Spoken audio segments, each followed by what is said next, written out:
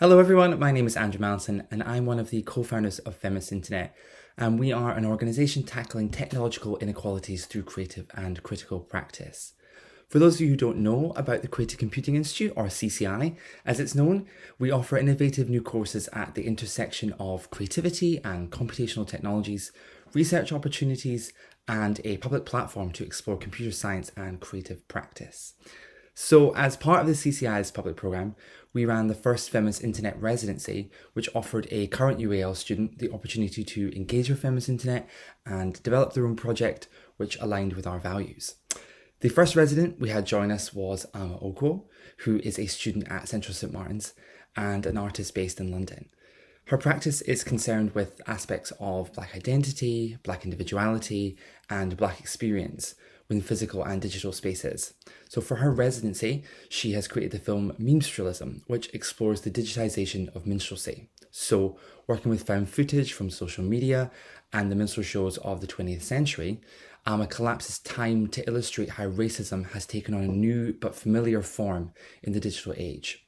So to celebrate the end of the residency and Alma's incredible work, today I'll be in conversation with Alma and Sabina Sorana and Ara Awais of Identity 2.0, which is a creative studio working at the intersection of digital rights, technology and identity.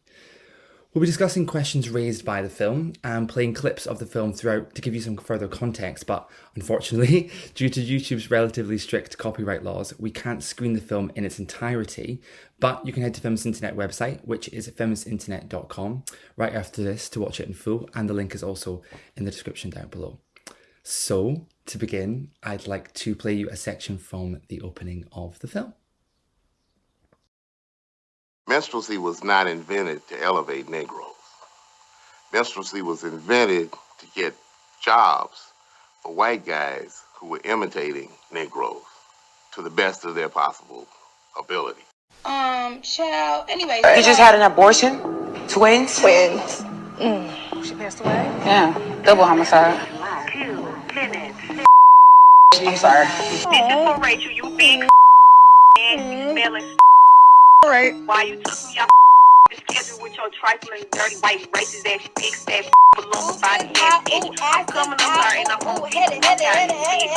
And don't even call police today because I'm coming up there unexpected and wait on your motherfucking ass, bitch. I'm coming to beat the fuck Those out of you. people came together to try to end me. I'm coming up there.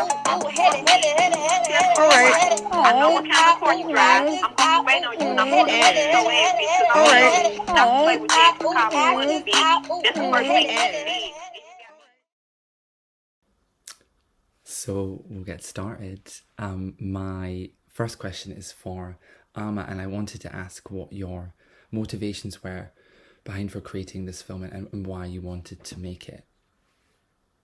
I guess it was just like a mixture of like contributing factors, like over like when I went into lockdown, like I was definitely on social media a lot more and spending like an unhealthy amount of time on TikTok, and then a lot of content creators that I was watching had began to like discuss like this increase of like these I guess like online personas where like people were adopting like different Black aesthetics or dialects that are like used amongst like Black people, and they were also like acting in ways that they believed how Black people behave, like with like mannerisms and like facial expressions and stuff like that. So I think like because I was like that was something that was also showing up on my feed a lot of like people who were like bringing up this issue of like the sudden increase of people making this kind of content. And then I also like kind of began noticing how often like just like on social media in general, like how often like imagery of Black people is used for like reaction posts or comedic posts or like comedic content. So part of it was like because I was just like getting fed up of the cycle. So part of it was like, oh, like maybe like having lots of it all together would like help, I guess, like quantify like how much of like a prominent issue this is. And also then it would help people have a better understanding of like where these criticisms were coming from like a historical standpoint as well, if that makes sense. Completely.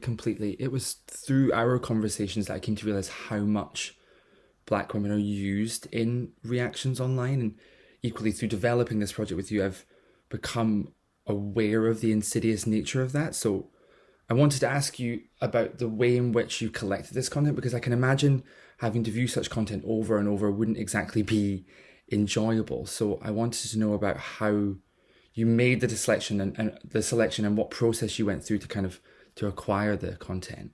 Well, some of it was just like, if it was something like I stumbled upon kind of thing, I had like a little folder that I'd just like save things to, so then I could like come back to it later, and like if I thought it would fit, then I could just use it.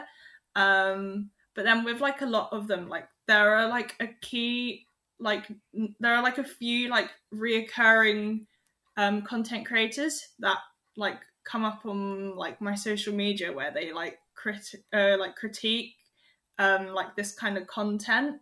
And so like, because I was like, I don't want to go to like these people's, like the actual people's like accounts and like have to like look through all their terrible content and also like give them like those extra views. So I was like looking on the accounts of like people who were critiquing this kind of content to like find it, because then it's kind of like I don't have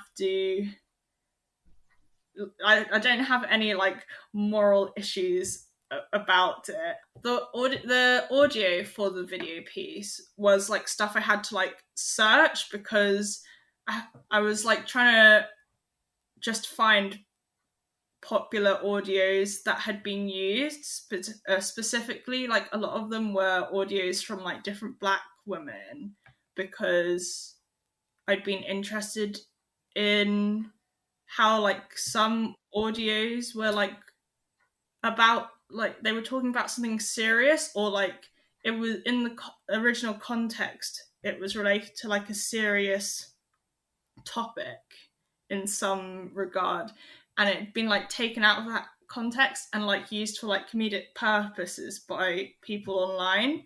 And so like that was like another angle of like how the internet has, like how it's used, like people, like when a Black woman is talking about like her trauma or like just like a struggle, how like lots of times like people will clip that audio and they'll apply it to some minor inconvenience or something for like comedic purposes.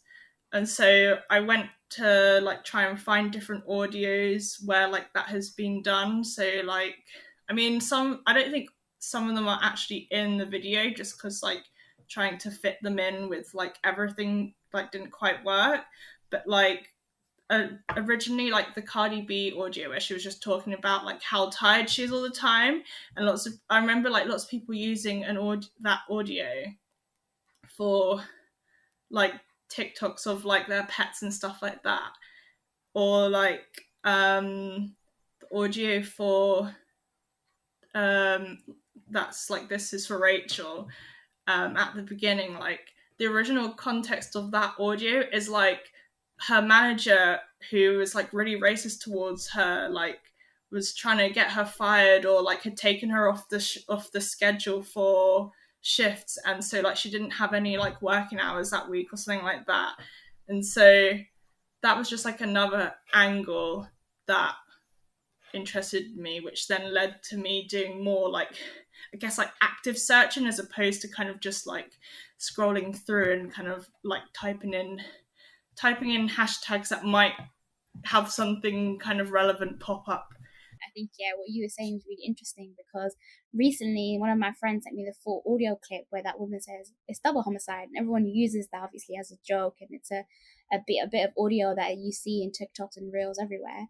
And in the actual full clip, she's on this like talk show and she's talking about having an abortion with twins. And then she says, yeah, that's double homicide. Obviously, in the way she says it and everything, it's been taken out and then it's used for comedic purposes. But when I saw the full, I never knew the full clip. So when I saw the full clip, I was like, that's actually really sad. Like, it's actually very, very sad.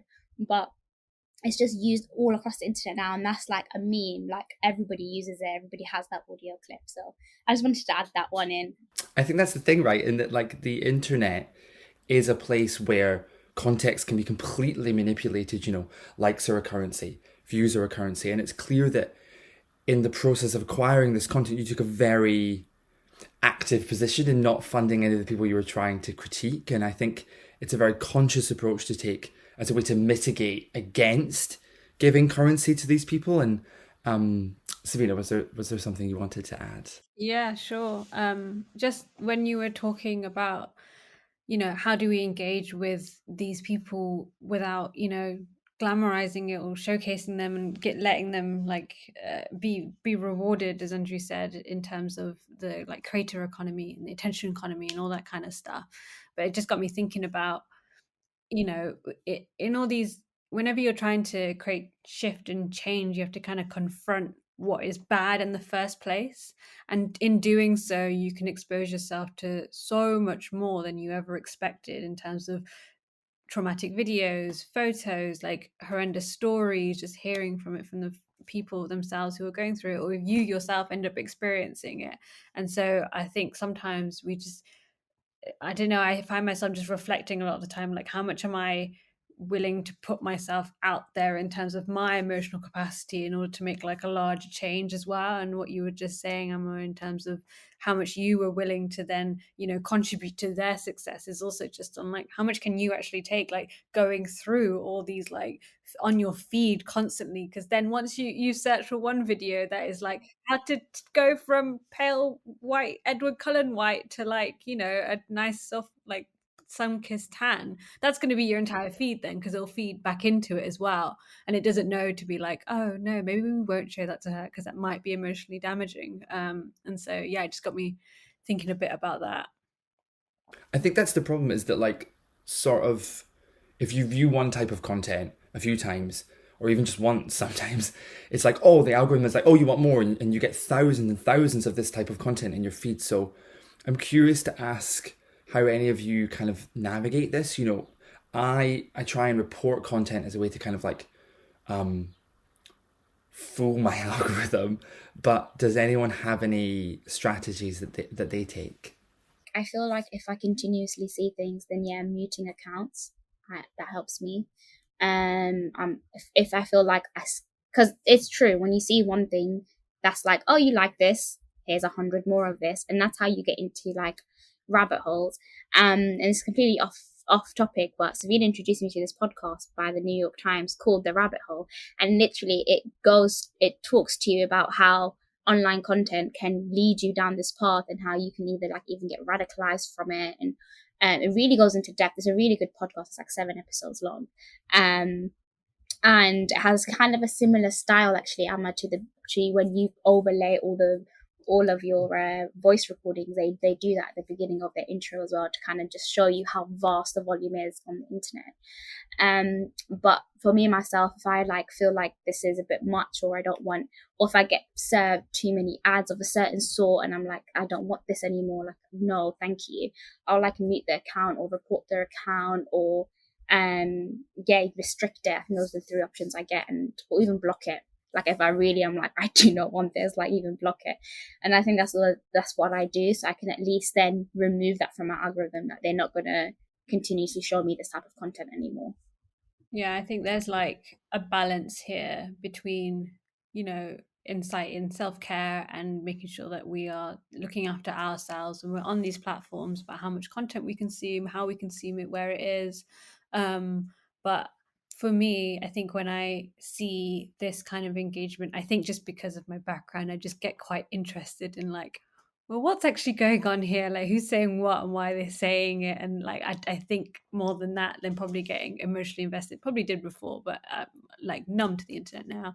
But I think, I don't know, my brain always just goes back to, yes, we have these tools in place, but they're just not enough. Like, they're just not good enough, because this moderation that we're relying on this like big corporation to do is, you know, very Western based, very male centric, very cisgendered, and you know, it isn't, the tools we have in place to protect us are fine. They're like a solid 5 out of 10, and that's all they want to do. They don't want to do any more, because then they would jeopardize their bottom line and keeping you on their platform to begin with. So like, there are things we can do as individuals, like Arda says, but it's a bigger shift that definitely needs to happen and change, that these algorithms shouldn't just be based on making money, but like actually, you know, making good people. You just spoke for all black people. You just spoke for all black people. You just spoke for all black people. You just spoke for all black people. Spoke for all black people. You don't have enough confidence in like your I said, whiteness. you just spoke for all black people. You don't have enough confidence You in just your spoke whiteness. for all black people. You're a weak white You just man. spoke for all black people. I'm speaking for myself. Based Sit off here and try appearance. Isn't and that not only prejudice? are you perpetuating blackness, you're Isn't that perpetuating prejudice? a black Isn't that woman. prejudice, assuming something based off someone's appearance? You're perpetuating a black woman. You look silly. It's embarrassing. No, I'm not the one looking silly, honey. I've been letting her speak this whole time. She's being prejudiced because one minute she wants to say I'm grouping people into and something, and then she's stereotyping and saying that all black people think this when all black people don't think that, because she can read all black people's minds. I said she is only her. You said black culture. You are mocking black culture. It's offensive. Culture is a collective thing. It's not a you thing. And you are mocking the entire black culture. What is black culture? You can't speak for them. You won't even speak in your real voice. Like, you how can't are speak you? For them. How are you? This is my real voice. How are you so ashamed of your whiteness that it leads you to do something like this? How do you think I talk? How are you so ashamed of your whiteness that it leads you to do something like this? How do you think I talk? Answer the question. How do you think I talk? How are you so ashamed of your whiteness? This part of the film, during this kind of heated Instagram live in particular, I think these instances of live engagement, it's this phenomenon that's really picked up pace, and I think it's something that's very, very specific to our current time. You know, in the past, you've had a panel discussion or a conversation on television, and the ability for the audience to engage is very limited. And I think, you know, you might have had a question, but it would have been likely moderated. But now you have this stream of audience responses, which I think presents this very particular phenomenon for our current time. And I'm wondering if anyone has any particular thoughts on this. You know, personally, I've observed the way that this kind of content or this kind of mode of engagement can galvanize a mob mentality, which I find very worrying. But yeah, does anyone have any thoughts? I have a few. So yeah, when we were watching that video of the two people interacting, and it's clear he's just speaking over her, and you're kind of seeing this in the comments. But then you've also got the interaction of people offering roses and offering support, and then just offering random emojis as well. And it's this weird, like kind of Lego brick, like that don't really fit together, but they're all just being chucked at you at the same time, and you just have to kind of treat. That's the thing, you have to treat every comment as like they have a level playing field. They are all as visible as one another. There's no hierarchy in it. And like, unlike traditional relationships between speaker and audience, there's like no moderation there. There's no Ofcom. There's no intermediary who has designed this panel to be in a certain way. This is just two people having a conversation. And it's like traumatic to see that they are at once being given the same platform, and then everyone who is speaking also has a like equalizing voice. And at once, yes, in a utopia that does sound quite great, everyone gets an equal voice, yay, that's great. But if you're not solving any of the kind of underlying issues that exist in our world, every comment getting the same amount of kind of value isn't doing us any good. I think I know Reddit is like a really bad example sometimes in some contexts, and I appreciate that because it's spun off 4chan and stuff like that. But the way they have comments, you do have upvotes and downvotes, okay? And it's not a perfect system by any means. You kind of had that on YouTube as well, but YouTube comments are like a whole nother hour talk we can't get into right now. But that is like a way of giving value to the comments that the community is accepting. And they also have community-led moderators as well. And so that's very different to the live kind of thing that you've got going on there. But when I was just watching that video in terms of just the level of content that's just coming through and that everyone gets to speak about this thing, but they're not even, like, the woman wasn't even being able to give the same platform as these comments were, it just made me think about like what alternatives are out there in terms of how we speak and connect to one another. And that for me is just an interesting comparison. I was just gonna say, because obviously there are like pros and cons to having like live in, like the option to talk to people on a live platform, because it means that it is easier to have a discussion, like, as opposed to having it on like, I guess on television or something. Like, there are things that like a large media company are like not gonna ever want to have on air, when sometimes like those kind of things do need to be discussed. And it's like, it has like opened up the option for there to be conversation about things that would never be televised in the same way, if that makes sense. But obviously,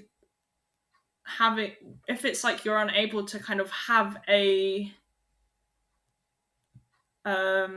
I guess like civilized discussion where you're not like yelling at each other or interrupting each other, if you don't have like anyone who's like mediating it, like, whereas on like a TV show or like talk show, you have a mediator to kind of like keep everyone kind of level-headed, at least.